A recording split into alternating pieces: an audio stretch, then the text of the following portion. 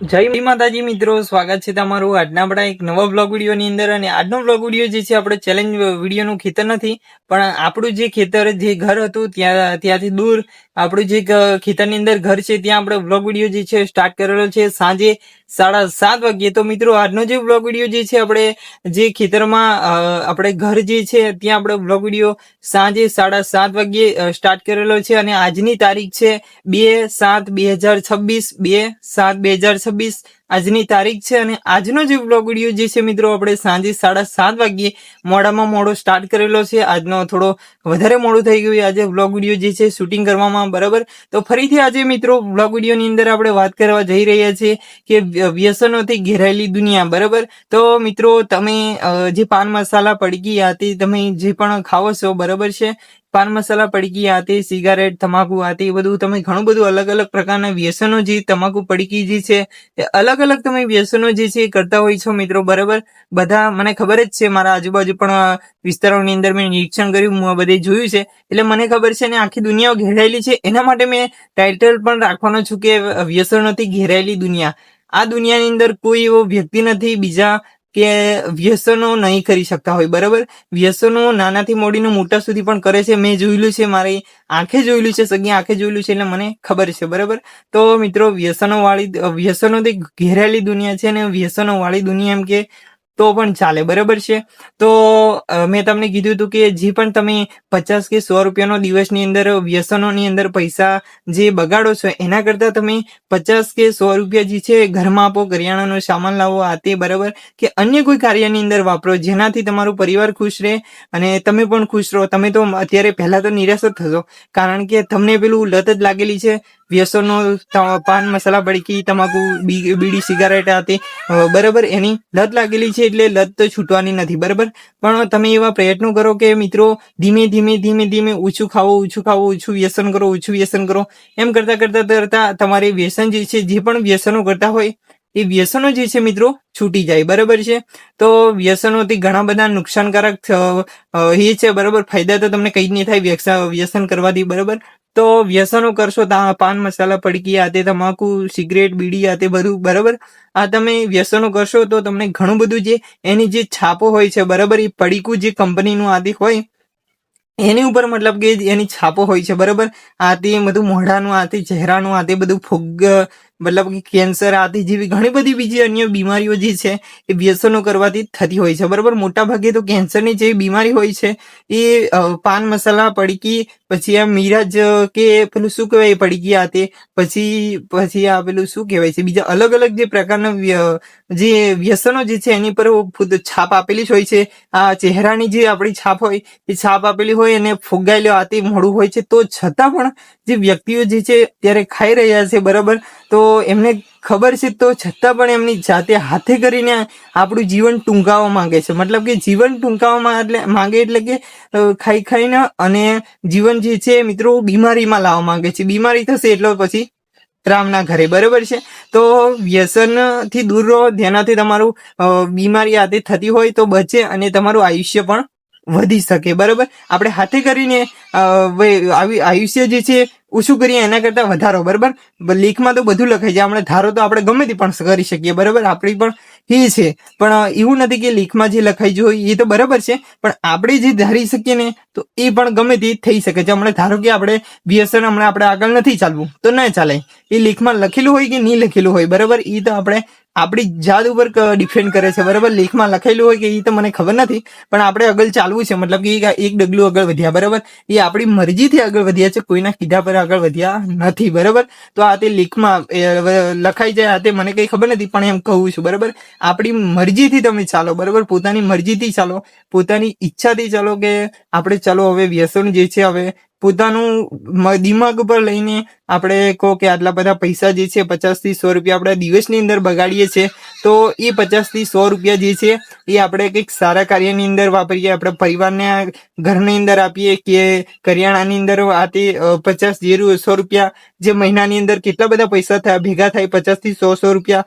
દિવસના ગણીએ તો મહિનાની અંદર કેટલા બધા થાય, 100 રૂપિયા ગણીએ તો 3000 થાય, બરાબર। આથી તો ખાસ કે તમે એટલા બધા પૈસા બગાડી રહ્યા છો એના કરતા કોઈ સારા એવા કાર્યની અંદર વાપરો જેનાથી બધા ખુશ રહે અને તમે પણ ખુશ રહો અને તમારું સ્વાસ્થ્ય પણ સારું રહે, બરાબર છે. તો મિત્રો થોડી ગરમી આથી વધારે લાગે છે. આપણું જે નળિયા થપડાવાળું જે ઘર છે, બરાબર, ત્યાં આપણે જે આજનો જે વ્લોગ વિડીયો જે છે મિત્રો શૂટિંગ કરવા માટે આવ્યા છે, બરાબર છે, સાંજે 7:30 વાગ્યે, બરાબર.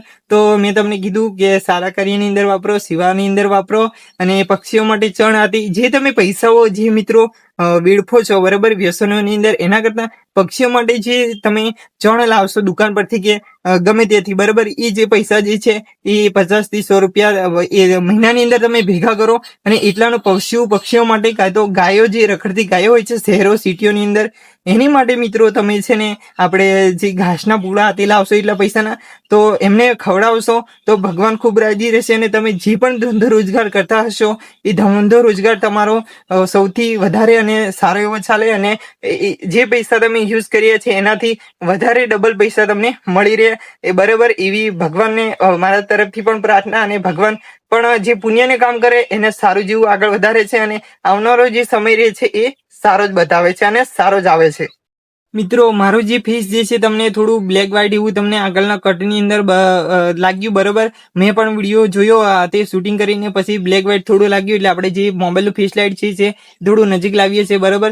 તો મિત્રો તમે જે પૈસા વેડફો છો એના કરતા કોઈ કદાચ મંદિર તે બહાર ભિખારી, મને શબ્દ યુઝ નથી કરવાનો આવતો, મતલબ કે મને બોલવાનું નથી થતું, પણ મારે તોય છતાં પણ તમને કહેવા માટે મારે બોલવું પડે છે કે આ તે ગરીબ જે વ્યક્તિઓ બહાર બેઠેલા હોય છે મંદિરની બહાર, આ તે જેનું કોઈ નથી, જે તમે મંદિરને પૈસા, આજે મંદિર જે હોય ગમે તે જગ્યા પર ધાર્મિક સ્થળો હોય ત્યાં મંદિર હોય, બરાબર, તો ત્યાં તમે જે પૈસા યુઝ કરો છો, મતલબ કે દાન પેટીઓ જે હોય છે ત્યાંની અંદર તમે દાન કરતા હોય છે, એના કરતા તમે જે મંદિરની બહાર જે બેઠેલા આ તે ગરીબ જે વ્યક્તિઓ હોય છે, નાના દીકરાઓથી માંડીને મોટા વૃદ્ધો વડીલો સુધી, બરાબર, મેં ઘણા પણ જોયા છે અને તમે પણ જોયા છો મંદિરની બહાર, તો એમને તમે મંદિરના અંદર દાન પેટીની અંદર દાન કરતા જે મિત્રો મંદિરની બહાર જે ગરીબ જે વ્યક્તિઓ વડીલોથી માંડીને નાના દીકરાઓ સુધી જે બહાર બેસે છે એમને તમે ભૂખ્યા હોય આ તે તમે પૈસા માંગતા હોય, બરાબર, એ પૈસા ના આપો તો કંઈ નહીં, પણ જે તમે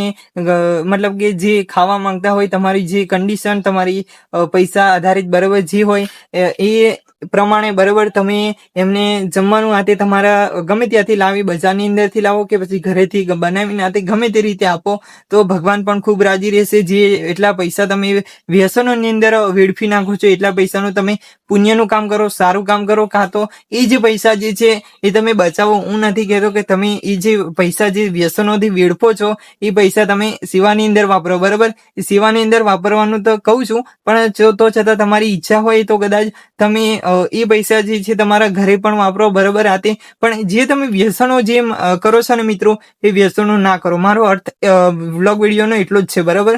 જે તમે વ્યસનોથી ઘેરાયેલા છો, બરાબર, અત્યારે એ વ્યસનો છોડો અને મુક્તિ મેળવો અને આયુષ્ય વધારો, બરાબર. આયુષ્ય જો તમે એવું ને એવું કરતા રહેશો તો તમારું આયુષ્ય પણ ટૂંકું થશે અને બીમારીઓની અંદર ઘેરાઈ જશો અને તમે રામના ઘરે જતા રહેશો, બરાબર છે. આપણા રામ, બરાબર, તો અખિલ બ્રહ્માંડના ના દેવા રામ ભગવાનને ત્યાં, બરાબર.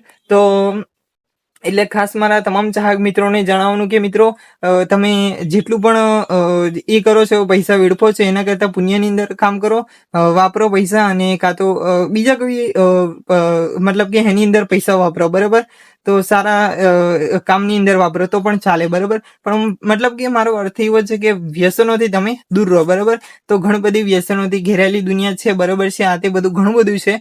તો બસ મારા બ્લોગ વિડીયો જોઈને કોઈકને શીખવા માટે મળે એ માટેના મારા પ્રયત્નો હતા, બરાબર. તો બસ આજનો બ્લોગ વિડીયો મિત્રો આટલે આપણે પૂરો કરીશું. તો બ્લોગ વિડીયો જે છે વધારે લાંબો થઈ જશે તો બ્લોગ વિડીયો જે છે પણ એ તમને પણ જોવાની મજા નહીં આવશે. તો બસ આજનો બ્લોગ વિડીયો એટલે આપણે ટૂંકમાં પૂરો કરીએ છીએ. તો મળશું કાલે એક નવા અંદાજમાં નવી અપડેટો સાથે ને નવા બ્લોગ વિડીયો સાથે. તો મળીએ કાલે એક નવા અંદાજમાં નવા બ્લોગ વિડીયો સાથે નવી અપડેટો સાથે. તો બસ સપોર્ટ કરો છો એવો ને એવો તમારા ભાઈને કરતા રહેજો, જેથી કરીને આપણી જે ચેનલ છે મિત્રો વધારે ગ્રો થાય અને તમારા યુટ્યુબની અંદર આપણો જે બ્લોગ વિડીયો જે છે સવારે 7 વાગ્યે યુટ્યુબ ખોલતાની સાથે બ્લોગ વિડીયો પહેલો આવે, બરાબર, પ્રોફાઇલની અંદર, બરાબર. તો બસ આજનો બ્લોગ વિડીયો એટલે આપણે ટૂંકમાં પૂરો કરીશું. તો મળશું કાલે એક નવા અંદાજમાં નવા બ્લોગ વિડીયો સાથે.